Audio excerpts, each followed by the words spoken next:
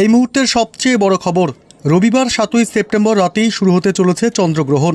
প্রায় 1 ঘন্টা 22 মিনিট ধরে সময় ধরে চলবে এই গ্রহণ। এবারের চন্দ্রগ্রহণকে বলা হচ্ছে ব্লাড মুন, অর্থাৎ চাঁদের রং হবে লাল। এই মহাজাগতিক দৃশ্য দেখার অপেক্ষায় গোটা বিশ্ব। তবে ভারত এবং বাংলাদেশে কখন শুরু হবে, কখন শেষ হবে, এই গ্রহণ ভারত ও বাংলাদেশের কোন কোন জায়গা থেকে দেখা যাবে, এই গ্রহণ চলাকালীন কি করবেন এবং কি করবেন না, এ বিষয়ে সবই বিস্তারিত জানিয়ে দেবো এই ভিডিওতে। বিস্তারিত জানতে হলে ভিডিওটি অবশ্যই শেষ পর্যন্ত দেখবেন।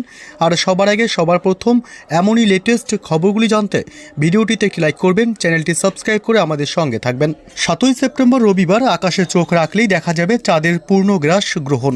আর এই সুযোগ মিলবে এই সেপ্টেম্বরেই। 82 মিনিট ধরে দেখা যাবে লাল রঙের চাঁদ।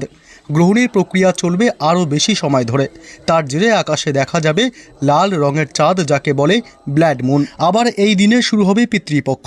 জ্যোতিষশাস্ত্র মতে চন্দ্রগ্রহণকে অশুভ বলেই মনে করা হয়, তাই এই সময়ে বিশেষ সতর্কতা অবলম্বন করাটাও প্রয়োজন। এই চন্দ্রগ্রহণ দেখা যাবে ভারত ও বাংলাদেশ থেকেও, তাই থাকবে সূতক কালো। ওই সময় শাস্ত্র মতে কোনো শুভ কাজ করা উচিত নয়। কি নিয়ম মানবেন?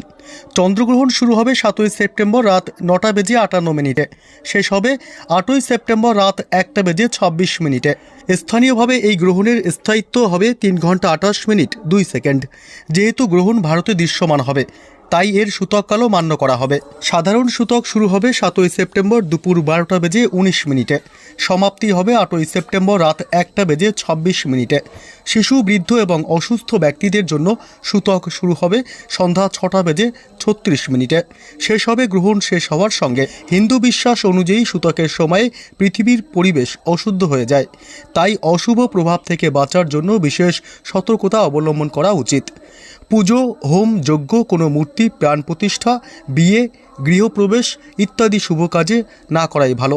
সূতকের সময়ে খাবার রান্না বা খাওয়া উচিত নয়।